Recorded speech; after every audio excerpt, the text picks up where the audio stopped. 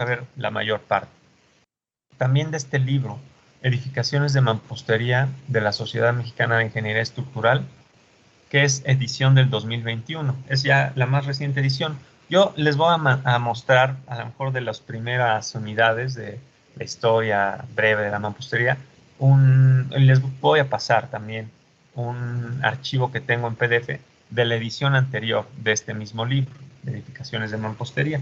Pero esta del 2021 ya trae ejercicios que vienen de acuerdo a las normas técnicas del 2017. La edición anterior venía bajo la del 2004, que eran las previas normas técnicas. Entonces, esta edición 2021 está muy interesante. Yo lo tengo también aquí. De todas maneras, también cuando veamos pues, los temas que correspondan, pues igual les puedo mandar también algunos imágenes de este libro, sobre todo con los ejercicios que vengan, ¿no? Entonces, para que sobre este libro vamos a también tomar mucha información. Y el tercer libro es también, ya sea que se dediquen, repito, a supervisar, a construir o a diseñar, es muy importante también que lo puedan conseguir, que lo puedan tener, porque es prácticamente paso a paso cómo diseñar una casa habitación. El libro se llama Diseño Estructural de Casas Habitación. Los autores son Gallo Ortiz, Gabriel, Espino Márquez Luis y Olvera Montes Alfonso. Esta pues, es la tercera edición de McGraw-Hill. Creo que no ha salido otra edición y hay muchas. Bueno, hay previas ediciones, ¿no? Segunda y la primera edición. Esta tercera edición ya estaba más actualizada en cuanto al reglamento. Entonces, bueno, a partir de esta bibliografía es de donde voy a sacar mucha información. Por ejemplo, de este libro de diseño estructural de casa zapatos, vamos a ver lo que corresponde a los muros de contención de piedra brasa, el cálculo de las zapatas corridas de mampostería también, y algunas cuestiones de las propiedades de los materiales. Pero pues esas están más, las vamos a ver en las normas técnicas complementarias, ¿sale? Y de este libro también ahí les voy a ir mostrando mucha información, ¿sale? De hecho, recomiendo ampliamente, si pueden conseguirlos, los pueden comprar. Ambos estos dos libros seguro los pueden encontrar en las librerías pues más comunes, en Gandhi, en el sótano, ahí lo encuentran, ¿sale? Entonces, pues lo recomiendo, ya que están ahorita por salir ustedes de la carrera, como un libro que tengan ahí de cabecera para consultar más adelante, son muy buenos. Y pues la evaluación, pues yo estoy proponiendo esto, tareas que les deje, investigaciones, alguna exposición que llegue yo a solicitar y lecturas con algún resumen, pues que todo englobe un 50% de la calificación y el proyecto final, pues el otro 50%, para tener como un total, pues ya el 100% de su evaluación. Entonces, aquí lo podemos modificar. Ustedes díganme, ¿lo ven bien o modificamos los porcentajes?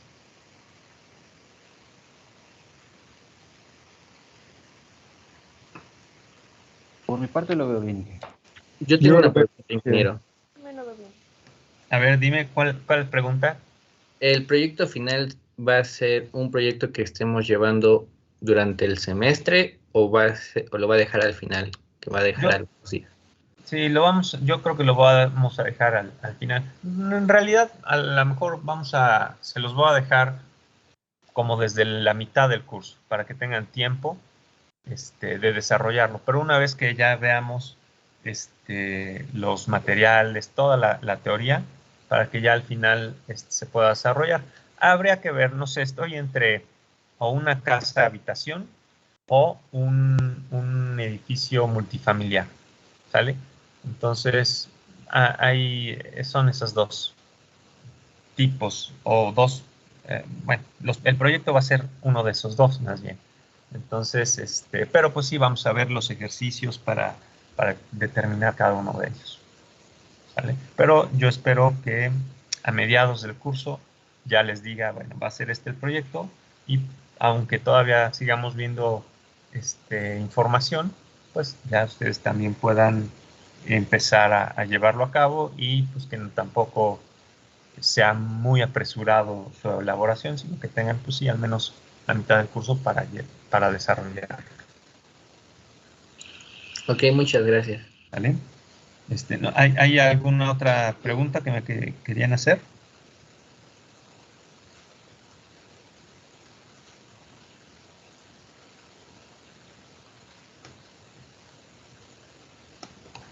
Todo está bien. Sí, ¿había otra pregunta?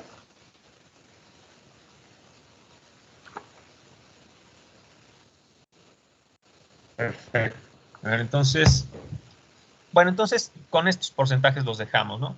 Pues las tareas, las lecturas que les deja, algún resumen, pues todo englobado ahí en pues la mitad de la calificación y la otra mitad el proyecto, ¿sale? Para que pues ahí esté repartido. Entonces, aquí yo les voy a mandar este temario, lo voy a subir también en la plataforma para que ahí se quede, y se los voy a mandar a su correo, para que también sepan qué material vamos a ir viendo. Y pues es importante, pues, la bibliografía, y aquí las fotos que les puse de los libros para que ustedes los puedan buscar. Repito,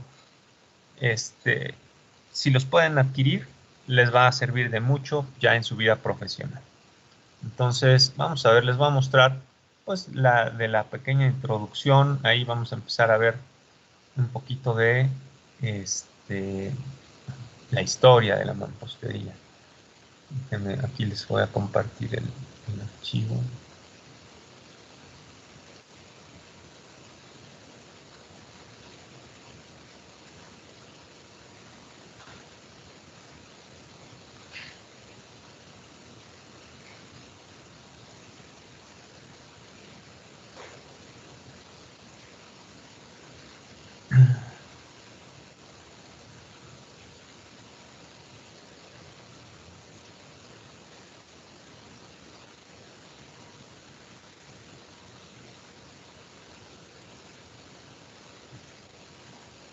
A ver, aquí se los voy a compartir.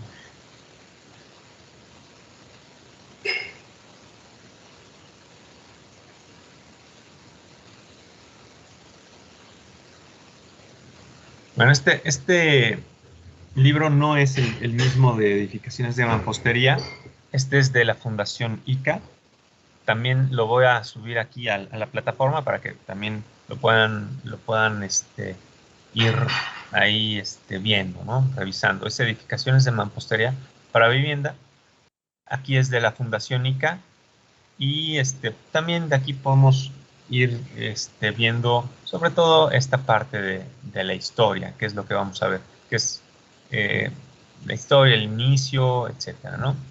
Y algunas cuestiones que se utilizan en México y en distintas partes del mundo. Entonces, viene aquí también cuestiones de las propiedades de los materiales, que lo podemos ver aquí también, pero pues quisiera ya que nos enfocáramos en lo más reciente reglamentado, que es a partir del 2017, con las normas técnicas complementarias que salieron ese año. Este libro estaba todavía bajo la normativa del 2004, entonces ha habido algunos cambios. Por eso es que sobre todo las cuestiones de las fórmulas, pues las veremos o en las normas técnicas o en el libro de la Sociedad Mexicana de Ingeniería Estructural del 2021, porque ya están bajo ese reglamento. Pero pues esta parte sí la vamos a poder abordar en cuanto a la historia y todo eso. Aquí vamos a ver las estructuras de mampostería. Entonces,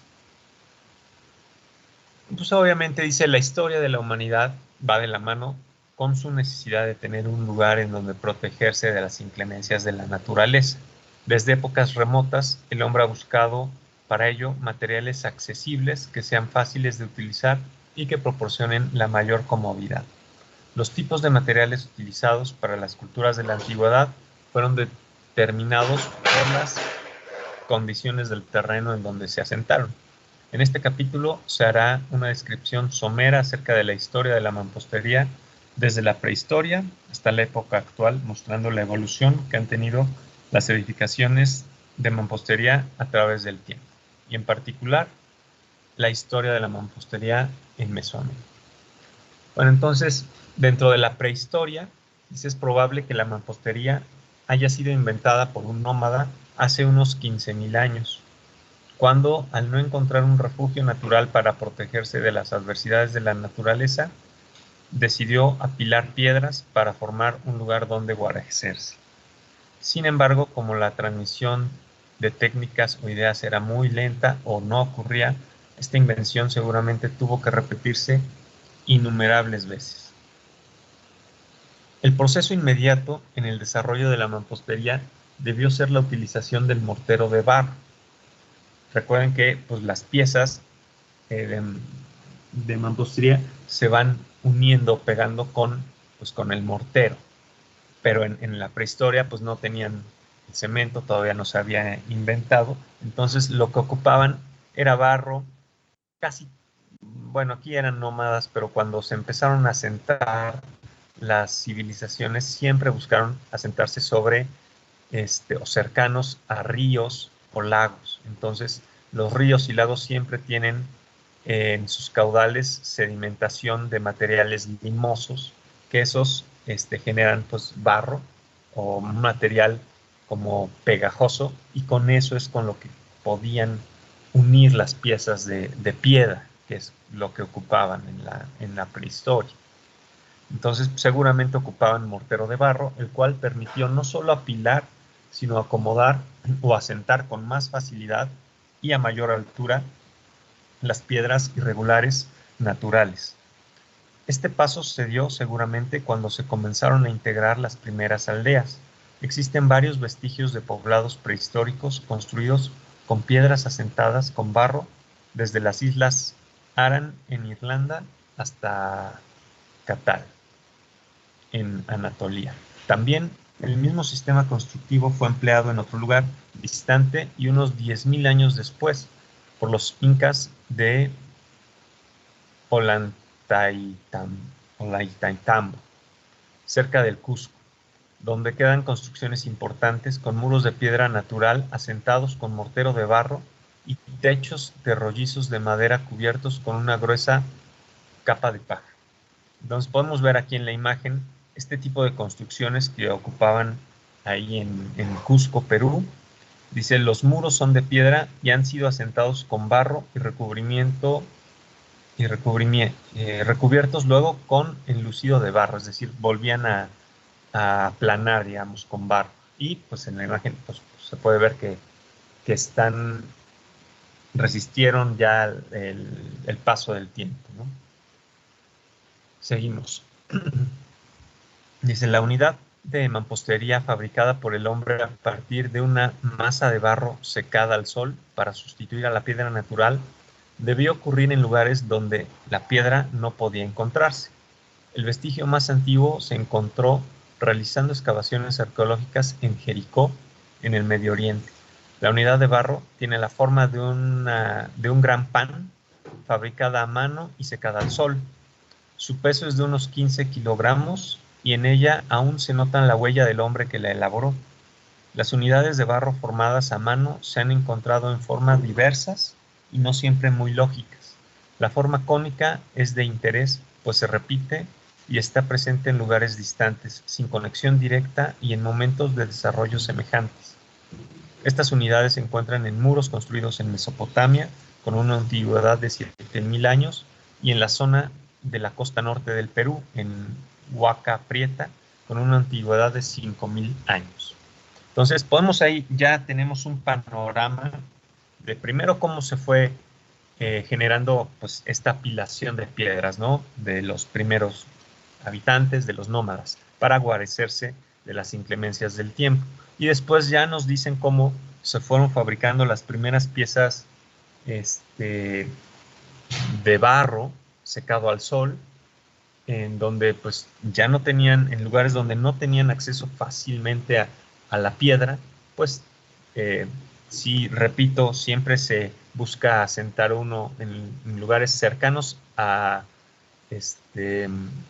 afluentes de agua o donde se pueda tomar agua para cultivar o para beber. Entonces, cerca de ríos y lagos o lagunas, siempre se van a encontrar estos depósitos sedimentarios de limos, de arcillas, que son lo que forman el barro. Entonces, con ese barro era con lo que podían pegar las piedras y después ese barro sirvió para fabricar las piezas artesanales, ¿no? Que aquí nos dice que pues, se hacen a mano y se dejan secar al sol y pues eso le da una cierta resistencia. Y ya fue el principio de lo que vamos a ver más adelante con la fabricación de las piezas que hoy se tienen pues de arcillas, ¿no? Y de concreto, ya más adelante. Entonces, vamos a ver. En cuanto al inicio de la historia, vamos a ver ya nada más esta lectura y vamos a dejar para la próxima clase la continuación, ¿no? Entonces, en Sumeria, dice, las unidades de barro formadas a mano y secadas al sol, así como el mortero de barro, constituyen el estado del arte de la construcción con mampostería en la aurora de la historia, es decir, al comienzo de la historia. Y el estado del arte, es decir, lo más avanzado en cuanto a la fabricación de este tipo de piezas. En el cuarto milenio antes de Cristo, los sumerios, considerados como iniciadores de la civilización y de la ingeniería, inventaron la ciudad, la irrigación, la escritura, los números, la rueda y el molde. Este último, construido por un marco de madera elemental y rústico, aún se emplea en algunos países. El molde es un avance sustantivo en la construcción de mampostería y en otras actividades, pues posibilita la producción rápida de unidades prácticamente iguales. Aquella masa de barro mezclada con paja, a la cual se daba la forma de paralelípedo recto, colocándola a presión dentro de un molde de madera para que luego la dejaran secar al sol, hizo posible la libertad de construcción y la arquitectura monumental. El adobe puso en manos del hombre un medio de expresarse con libertad, escogiendo la manera de colocar y juntar adobes en donde la construcción podría hacerse en una escala monumental.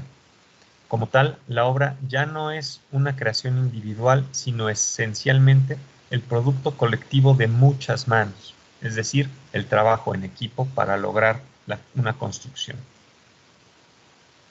Las primeras construcciones de adobe siguieron estrechamente la forma de las estructuras a las que obligaban los antiguos materiales. Al copiar la mampostería, la bóveda en forma de túnel de las chozas particulares en los cañaverales, algún sumerio construyó el falso arco y luego encontró el principio del verdadero arco. De este modo se aplicaron leyes mecánicas de resistencia y empujes muchos milenios antes de que estas leyes llegaran a ser formuladas. La arquitectura de adobe produjo pronto, en forma incidental, una contribución a las matemáticas aplicadas. Una rama de adobes ilustra admirablemente el volumen del paralelípedo. A pesar de que los adobes antiguos difícilmente eran rectangulares, resultó fácil advertir que el número de adobes comprendidos en una ruma podía encontrarse contando el número de ellos en 3 lados adyacentes y multiplicando estas cantidades entre sí. El primer templo de forma sumeria fue edificado en la ciudad de Uruk, 2900 años antes de Cristo. En las excavaciones arqueológicas practicadas allí aparecen los cimientos de construcciones verdaderamente monumentales, una colina artificial y el prototipo del zigurat o torre escalonada, el cual era indispensable en un templo sumerio. Este primer zigurat está enteramente construido con adobes unidos con capas de betún. El adobe fue llevado al horno a principios del tercer milenio antes de Cristo para hacer ladrillos cerámicos. Para la construcción de la mampostería en ladrillo, que aquí tenemos abajo, dice: ladrillo es arcilla cocida en forma de paralelípedo utilizado para construir paredes. En algunas zonas, como en México, se le llama tabique para diferenciarlo de una pieza más delgada a la que se le denomina ladrillo. Pero bueno, entonces el ladrillo era asentado con mortero de betún o alquitrán, que era una sustancia abundante en el suelo de Medio Oriente. Y pues hoy en día sabemos que ahí son los mayores depósitos de petróleo, ¿no? Y el alquitrán es una sustancia ahí parecida o sea, que se extrae del petróleo, me parece. A esta sustancia se le añadía arena para formar esa masa plastilinosa, digamos, que pues sirve para asentar las piezas. Entonces, esta mampostería se convirtió entonces en el material fundamental de las construcciones más importantes y posibilitó alturas crecientes de los zigurats. El de la ciudad de Ur tiene una base de 62 metros por 43 metros y una altura de 21 metros, y tenía un núcleo de adobe y un forro de mampostería de 2.4 metros. Aquí del lado izquierdo podemos ver una figura hecha de estas piezas. Es en Babilonia, primer milenio antes de Cristo, muro de unidades de arcilla decorativas, esmaltadas y vitrificadas, y esto se lograba llevándolos al horno. Y una vez en el horno, pues ellos lo llevaban para vitrificarlas, pero ahí se observa o se dieron cuenta que le generaban una resistencia mayor a las piezas de barro, más que solamente secadas al sol. Cuando se llevaba al horno, pues le daban una mayor resistencia. Entonces dice: estos zigurats hechos de ladrillos cerámicos asentados con mortero de betún, en el que se incorporó tejidos de caña. El aspecto de estos zigurats debió ser espectacular. Incluso en la Biblia, el Génesis relata la historia de uno de ellos, conocidos como la Torre de Babel. Y finalmente, en Babilonia, los ladrillos cerámicos tenían inscripciones en bajorrelieve que relataban la construcción de la obra y nombraban a sus autores. En las obras más suntuosas, estos ladrillos eran esmaltados, formando un alto relieve y en colores: el león, el toro y el dragón, que actuaban de guardianes y protectores. En construcciones elevadas, donde ocurrían grandes esfuerzos, el mortero era reforzado con fibras de caña, lo que procuraba a la mampostería una considerable resistencia a la tensión.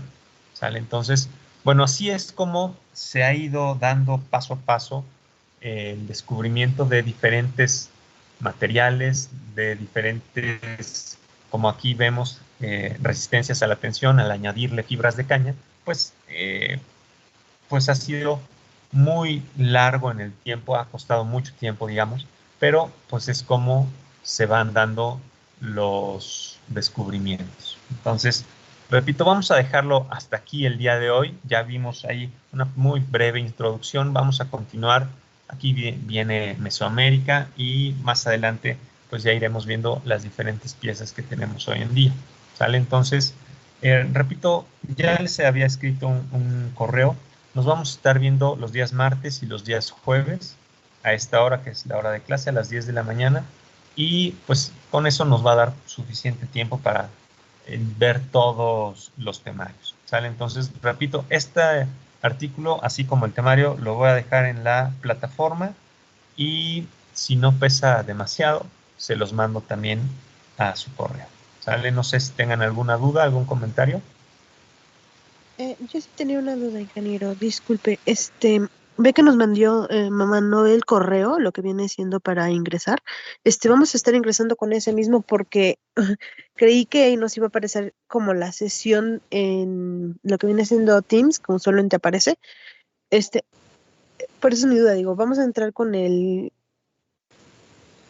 la sesión que Sí, nos mandó por correo. sí, bueno, no, yo la subo a través en la plataforma, digamos en el calendario, y sí les llega a ustedes por el correo ahí para que ustedes den el vínculo, ¿no? El clic. Sí, así es como lo vamos a estar haciendo. Ok, gracias. ¿Vale? Entonces, pero va a ser así, martes, jueves, a menos que yo les diga con anterioridad, algún día que pues, nos veamos otro día, ¿no? O viernes, o lunes, o miércoles, pero no, generalmente vamos a llevarlo con ese orden, martes y jueves, y a esta hora, que son las 10 de la mañana, ¿sale?